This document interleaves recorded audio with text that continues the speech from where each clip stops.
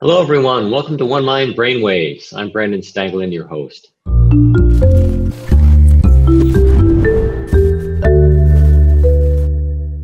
When I was diagnosed with schizophrenia in 1990, there weren't too many options for recovery. There was medication, there was a little bit of psychotherapy that I engaged in, but there were two things that helped me the most that we're going to talk about today with our guests as well. One thing that's really helpful for young people in recovery from schizophrenia that I experienced myself was finding individualized ways to treat each person who has a different kind of biology and how their body responds to different treatments. With my doctor back in 1990, I had to work with him for about 6 months before finding a medication that worked well for me through trial and error, basically. This is unfortunately what so many hundreds of thousands and millions of people have to go through today, taking lots and lots and lots of time to find a medication that works. So that's unfortunate. But one of our guests today is a scientist working on new ways to do this in very targeted processes to find individualized precision treatments for people based on their biology, so they don't have to go through that trial and error and get to the treatment they need as quickly as possible, very, very quickly.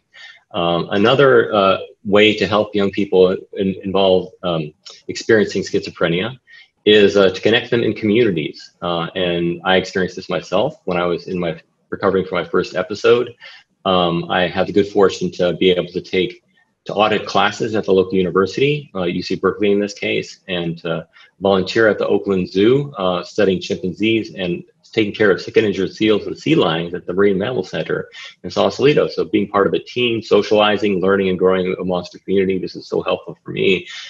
Our other guest today is pioneering a new form of nonprofit to help connect young people with psychosis with each other, to empower each other and provide mutual strength and support. So I'll introduce them in just a moment. But first, we have an amazing couple who one of them has experienced psychosis, but they're mutually support each other in their journey. Joe LeBlanc and Becky LeBlanc. They performed on This Is My Brave in 2017. Such a moving performance the two of them did together. They have their own story of lived experience, and they're here to share it with us today through song, through a beautiful song called Breaking Through. Joe and Becky, welcome to Brainwaves. Thanks for being with us today. Thanks so much, Brandon. Thanks, happy to be here. Absolutely. Can't wait to hear your song. So can you tell us a bit about, briefly, what led to your composing the song Breaking Through? Yeah, Breaking Through is a song that I started writing after I went through a whole calamity of mental health crisis that happened. It started back in 2011. My whole world was a perfect storm. I experienced a period of mania that escalated into a full-blown delusional break. And at the same time, I was suffering from bronchitis. I wasn't sleeping. It was the perfect storm. The short story is I was hospitalized 4 times that year, suffering from confusing thoughts and racing thoughts. And then that escalated into a 4-year bout with major depression. And it was the darkest time of my life. And I seriously did not think I was going to make it out alive. The shorter story, we don't have a lot of time to fill all that, but the short story is I had to find deep inside myself some clarity for my mind from all the confusion. And Breaking Through was a song that I wrote after I found myself coming out of the darkness that I found myself traveling for about 4 years. So Breaking Through is this song that says, what if I break through to the other side, meaning mental clarity and recovery from mental health challenges. And I wrote that song meaning that I believe I seriously am coming out of the darkest episode that I hope I'll ever experience in my life. And that's Breaking Through. That is amazing to think about. Like, that's where hope comes from, being able to see beyond that kind of darkness where you are at the current time and know that there could be something else. And is that kind of how you felt about that? There could be something else better? Yeah, absolutely. Like my mind was completely confused. My old identity I had to cut and leave behind. I had confusing thoughts about higher powers and self-identity, and I literally had to let that go. And in that, I found some mental freedom and some clarity, some peace inside my mind, not being run by fear and hatred. That's what I found myself caught up in with my depression. I was caught up in fear and hatred, and I released that, and it was the turning point for me. That's beautiful. Thank you for sharing. And I can't wait to hear your song. I mean, you expressed it so beautifully in words there, but I bet your song is even more beautiful to hear. So can we hear your song Breaking Through, please? Yeah, absolutely. Thank you.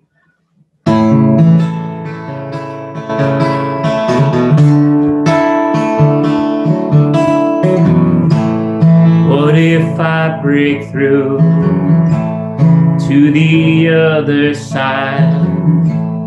All my dreams remain, all my fears subside, breaking through to the other side. What if love was all we ever did contain? Would joy fill our hearts? Would pain still remain? Breaking through to the other side. Breaking through to the other side. One day we will leave this shore. Fear and doubt will be no more. I will lift my voice and fly. Like the eagle, I will glide. Breaking through to the other side. Endless searching hearts, finding peace within, bathe in brilliant light, sing of joy that knows no end, breaking through to the other side, breaking through to the other side. One day we will leave this shore. Fear and doubt will be no more. I will lift my voice and fly. Like the eagle, I will glide. Breaking through to the other side. I will lift my voice and fly. Like the eagle, I will glide. Breaking through to the other side.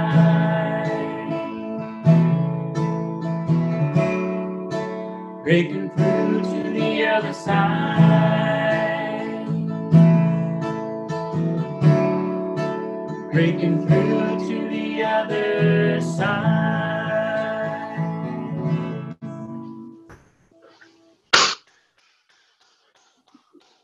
Thank you so much. That was so beautiful to hear. It's such a beautiful message of hope and light. It embodies hope right there, thinking about, all that there could be in life again. And it reminds me of songs by Bruce Springsteen. I don't know if you heard of his album Devils and Dust, but he has beautiful songs in which he talks about, as you do so beautifully right here, what there could be, that could be better in what must have been a very painful time for you.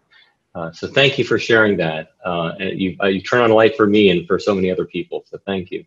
Yeah, you're so welcome. I love to share music, and Thank you. Absolutely. You're awesome. Thank you very much. Okay, now let's bring in our two discussants for the day. Dr. Jennifer Coughlin is an associate professor of psychiatry and behavioral sciences at Johns Hopkins University School of Medicine. She's also a 2019 One Mind Gifford Family Foundation Rising Star Award-winning scientist working on innovative ways to diagnose and find individualized treatments for young people experiencing psychosis. Jen, thanks so much for being with us today. Oh, thanks for having me, Brandon. And thanks for the continued enthusiasm and support for what we're doing. Absolutely. Yeah, thanks for the work you do. As well as Cecilia McGough, who's the mental health activist and the founder and executive director of Students with Psychosis, an amazing new nonprofit. Thank you, Cecilia, for being with us today. Thank you for having me. You bet. Absolutely. Two individuals doing amazing work for young people with psychosis. So, Jennifer, let's start with you. From a clinical standpoint, how do we define psychosis? What are the symptoms, and why are young adults most at risk for developing this illness? Sure. So psychosis is a condition that's marked by changed perceptions, thought patterns, beliefs. Symptoms can differ individual to individual, but they may include unusual perceptions, like auditory hallucinations, where a given person might hear a voice in external space, but not know where it's coming from, not see someone there. They might experience unusual beliefs, like believing that they have special powers or that they're in danger or harm's way when that's not the reality. And they may experience unusual thought patterns that can make it difficult to follow or hold a conversation. For example, the onset of psychosis is usually between ages 15 and 30 years of age. And that can be pretty difficult because if you think about what individuals are doing during those ages, they're usually in school or they're in the early stages of their career. And developmentally, it's a time when it's quite normal for individuals to be branching off from their parents, right? Gaining confidence in their own independence. And so psychosis is challenging at any time, but it's particularly challenging for those when it emerges during those ages. Yeah, thanks for explaining all that. You must work with many young people who experience these things and see it firsthand from their perspective, and so you must have plenty of experiences that way. But it must drive your research because you work with patients and then you see what they go through and you want to develop better ways to help treat them. Your research looks at precision brain imaging that could lead to more targeted treatments for psychotic illness. Can you tell us about your findings so far? And in particular, why are targeted treatments that target the cognitive symptoms of schizophrenia so important for recovery for young people who experience that? Sure. We use an imaging approach that looks at the molecular changes in the living brain. We use positron emission tomography or PET scans, and we feel that it's important to be looking at the molecular level because within patients with schizophrenia, say, there very well might be subsets of patients with a certain biological underpinning that leads to their diagnosis or their constellation of symptoms and ultimate diagnosis. And so within schizophrenia, there might be different subsets of patients with different biology. And it's really important to understand the different biologies that could contribute to downstream symptoms, because that's the way that we're going to get treatments that correct those different biologies to the right patients, so the right treatments to the right patients at the right time. We have been focusing on several different imaging targets, molecular targets in the brain. Some of those are related to neuroinflammation, brain inflammation. One of the targets that we've been really focusing on is the alpha-7 nicotinic acetylcholine receptor, which sounds very complicated, but it's one of the receptors that we have, everyone has in their brain. And it's very important to thinking, cognition, as you mentioned, and our experience of the world.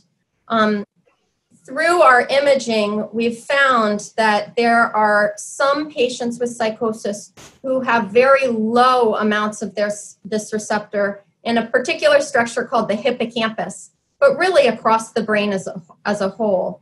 And what we've learned further by talking to patients and testing their memory is that the receptor's availability is lowest. It's most robust in being low among those patients with psychosis who have problems with processing speed and also certain aspects of their memory. The exciting part of our research is that there are medications that are both existing and emerging that target this particular receptor. And so as we go forward, we're hopeful that by identifying a subset of people with psychosis who have low availability of this receptor, we'll eventually be able to inform which patients that subset will benefit most from the medications that boost this receptor's activity. And maybe they will, the hope is that they'll benefit in terms of their cognition and other symptoms. Fantastic. That's fascinating how you are teasing out the different biology of different patients using the imaging and the different levels of this receptor in the brain to see how different patients may be might benefit the most from this cognition enhancing these medications that do that. Do you work with patients who, obviously you won't tell any individual people names or anything, but do you work with patients who experience cognitive challenges that you see could benefit from this in your work? And is that part of what inspired you to do this particular work?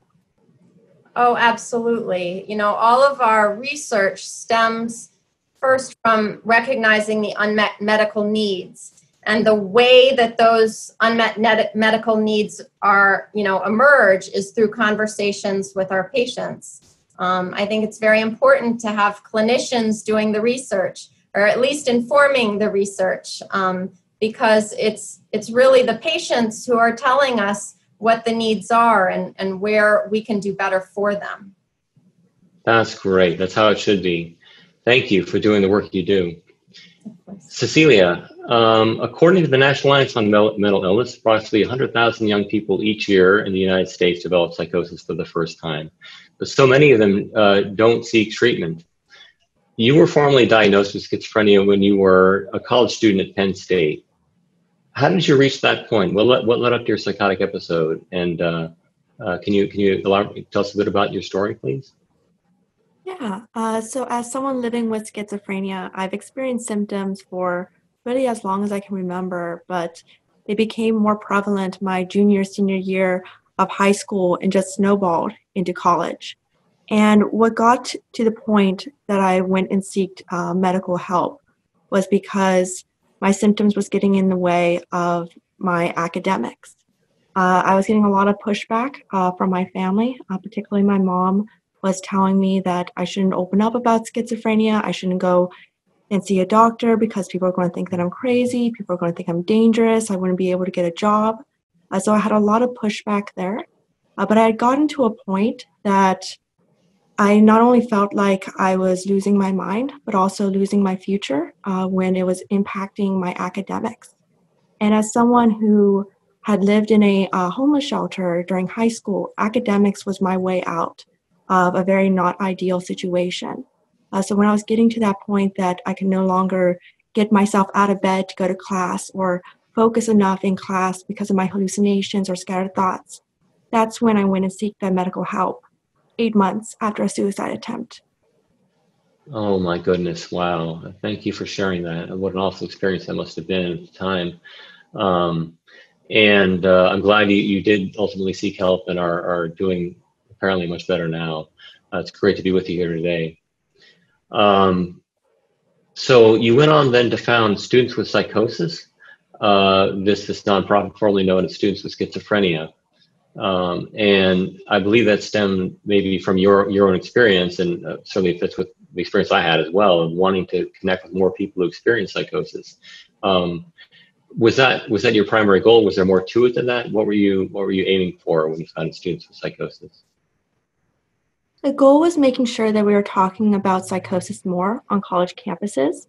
Oftentimes, I mean, with no ill intention, psychosis is shied away from because, well, it makes people feel uncomfortable talking about hallucinations or delusions or other symptoms around psychosis. But we need to be having those uncomfortable conversations more to make sure that our students know that they're not alone. So the goal with students with psychosis is forming that community, making sure that they know that they're not only accepted, but they're accepted also by their peers, and that they have that sense of community.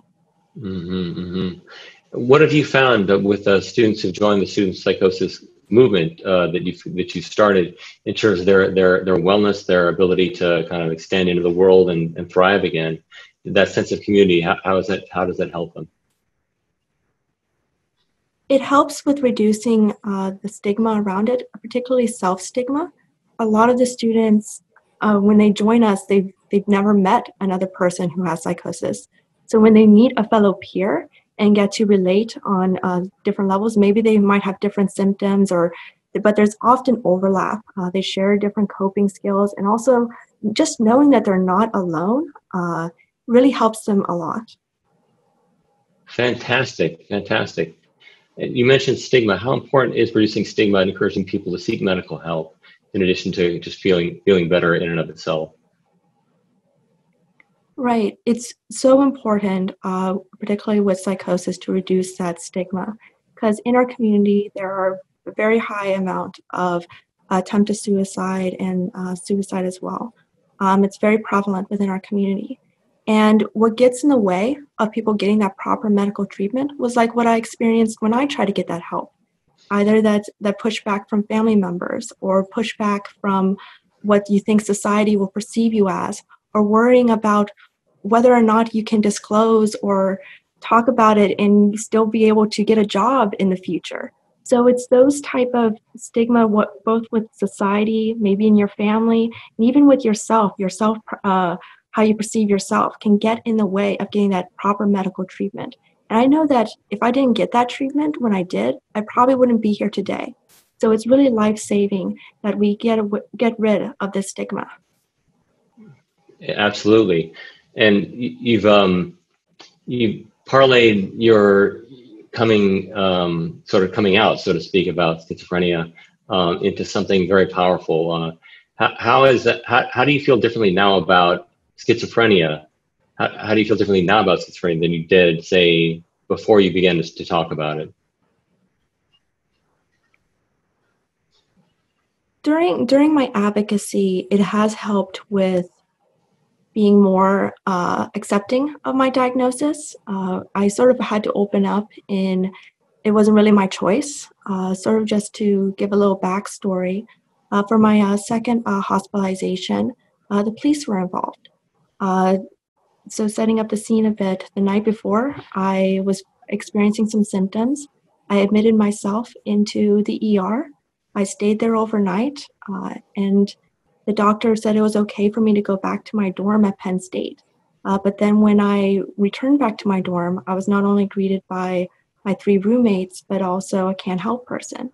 We all talked and decided that I needed to have another psych ward stay, and I was in no way refusing to go. I have no past history of violence. Actually, someone with psychosis is more likely to be an abuse victim rather than abuser.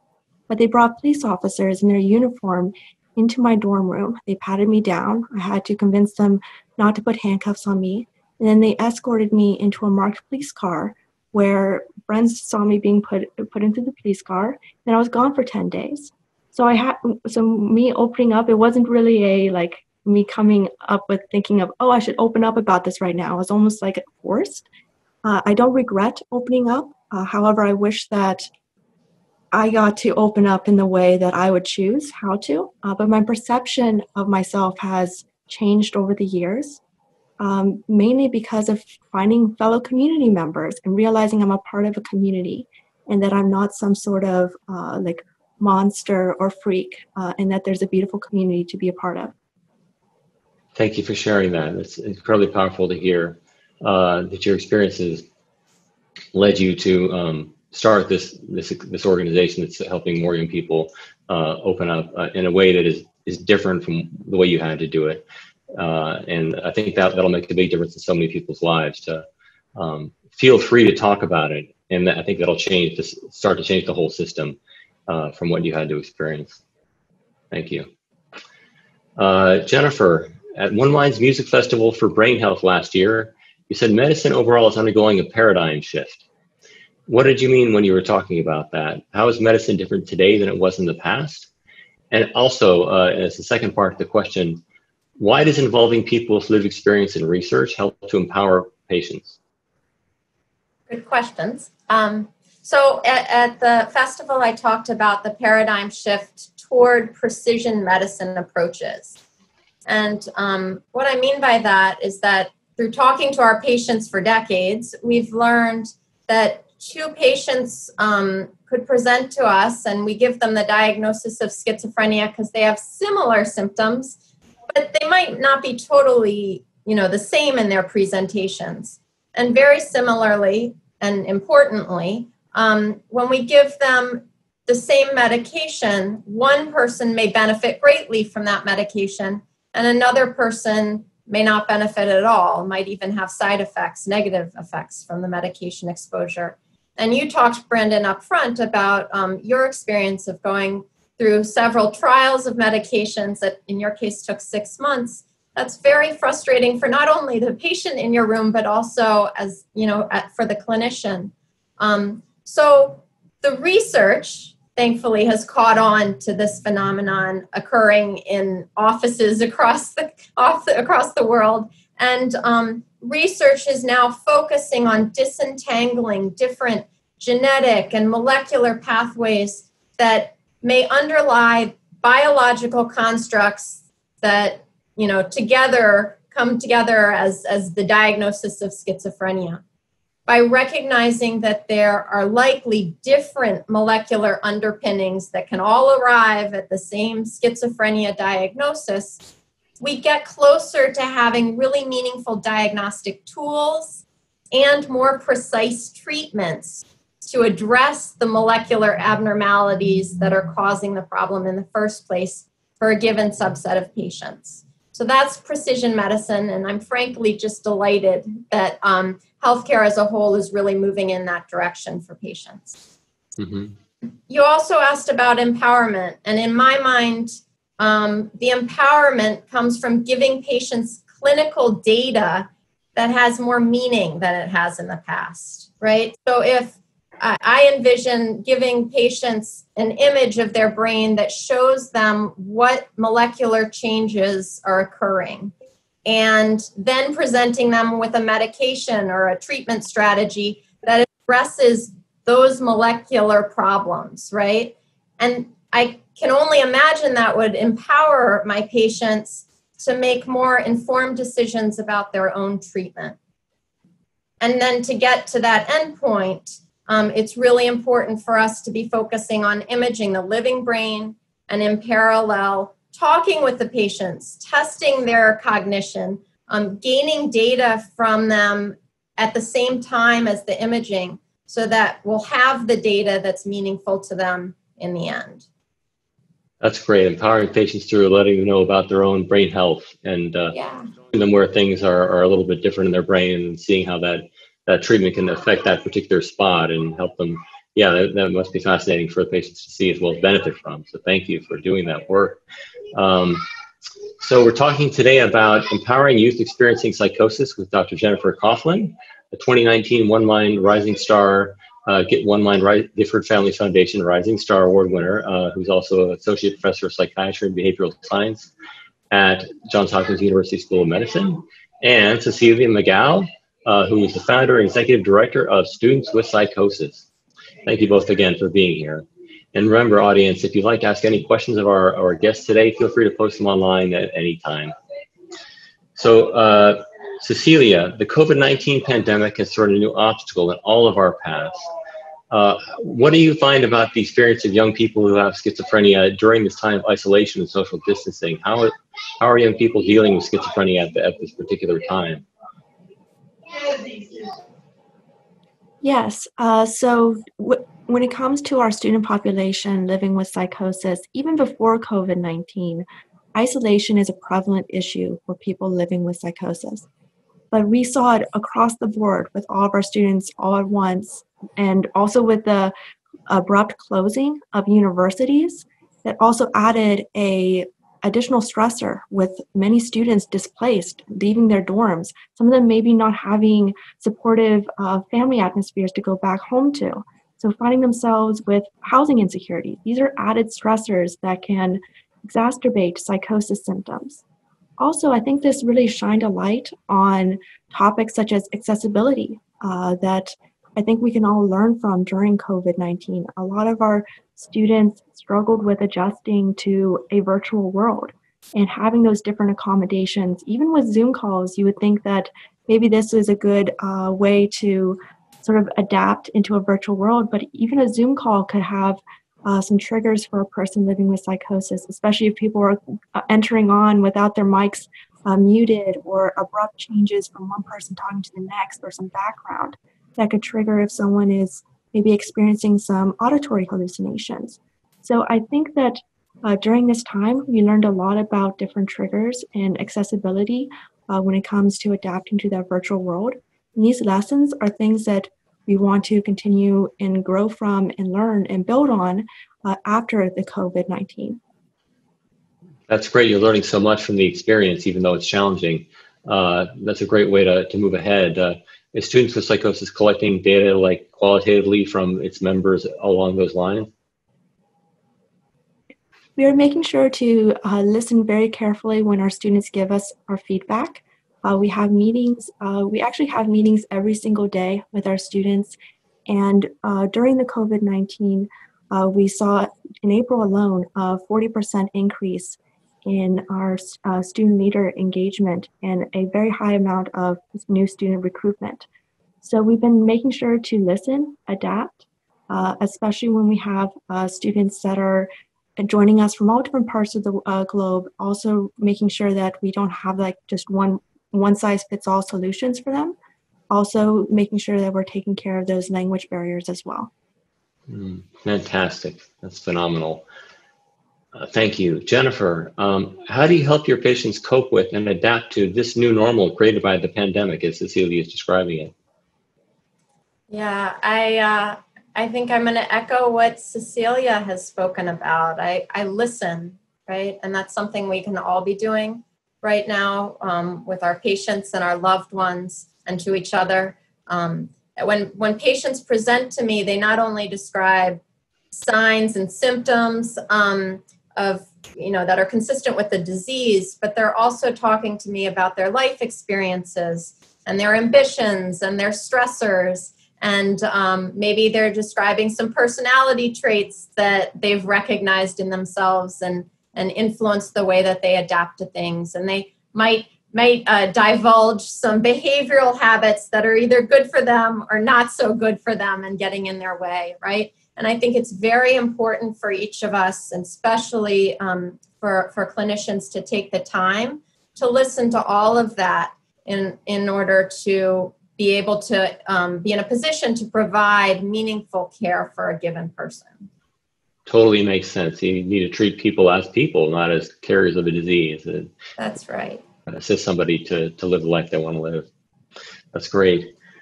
Cecilia, you've been a voice for the psychosis community in so many different arenas. Can you tell us a bit about your work to advocate for more neurodiversity in the workplace? Yes, I'm a strong advocate for neurodiversity in the workplace and also at schools as well. When it comes to bringing, I think we all win when diversity is brought to the table. And we need to be able to see that people are differently abled. I know for me, for personal experience, I think that I have a different perspective on the world because of my experience with psychosis. Let me tell you, when you have to question reality every single day, it changes how you see the world. And I think that it's made me a better problem solver. I think it's also added maybe a little extra dose of humility and being able to say, maybe I was seeing that in a wrong way or a different way. So it's being a little bit maybe a perception of self-awareness, and then also that questioning and asking questions and problem solving. So I think that we need to make sure that we're bringing those perspectives in the workplace. and also in the classroom as well. I'm a strong advocate for making sure that classrooms are more neurodiverse. And what this means is making sure that we're not catering to just one type of learning style or one type of thinking style.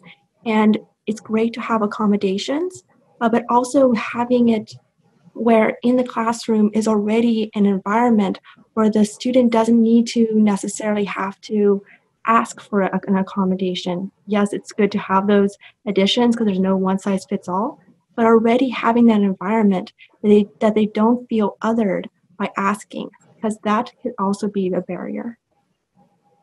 Exactly. You've been an astrophysics student, and how did your learning experience differ, do you think, from other students who were studying in the same classes as you? And how do you think classes could be adapted to learn, say, astrophysics better for somebody with schizophrenia?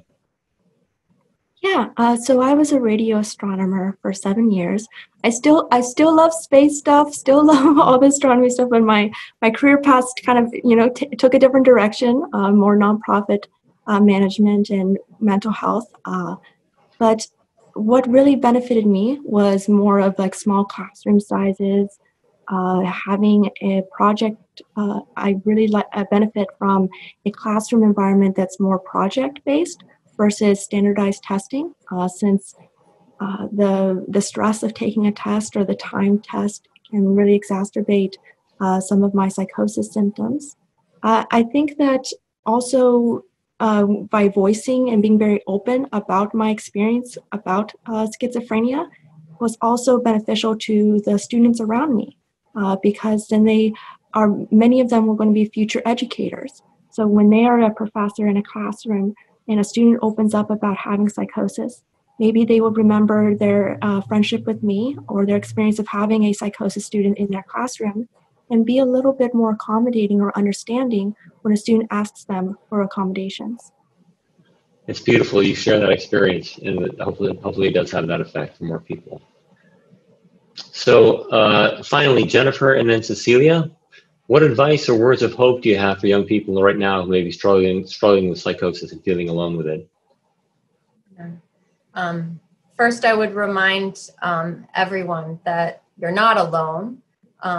And I would advise you to be brave enough to speak up about what you're experiencing and what you're feeling.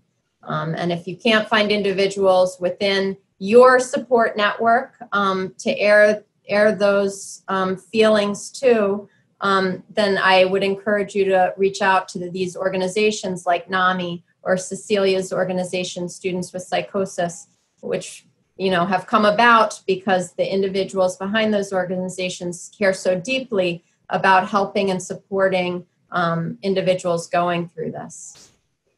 Great, yeah, there's more support out there and it's growing. Thank you. What about you, Cecilia? My message would be that, again, echoing that you're not alone, and also to those younger adults maybe first experiencing psychosis symptoms or in school pursuing a degree, to not let societal expectations or societal's timeline determine your self-worth. A lot of students talk to us about maybe taking those mental health breaks or mental health leaves from the university. So don't get too caught up on thinking that you have to finish your degree in 4 years, or even if maybe you decide that pursuing a college degree isn't for you, that's okay as well. Don't let society pressure you or put you in a box in any way. Thank you, Cecilia. That's so reassuring to hear. Thank you. Viewers, thanks to you as well for watching and participating today.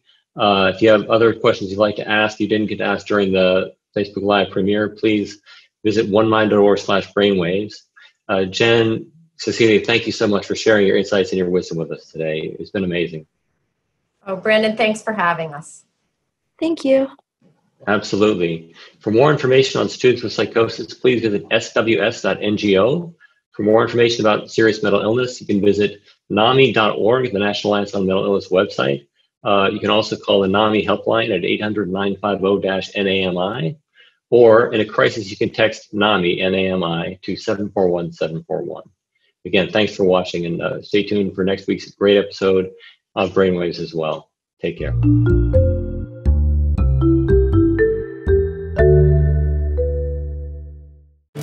You're feeling anxious, afraid, alone. I haven't been able to see my family or my friends. Families that struggled to find mental health care before find it even harder now. I feel a lot of guilt in not being with my family. Are there solutions? Visit onemind.org, seeking the answers, bringing help to the front lines, accelerating brain health for all. Help us fund new treatments at onemind.org.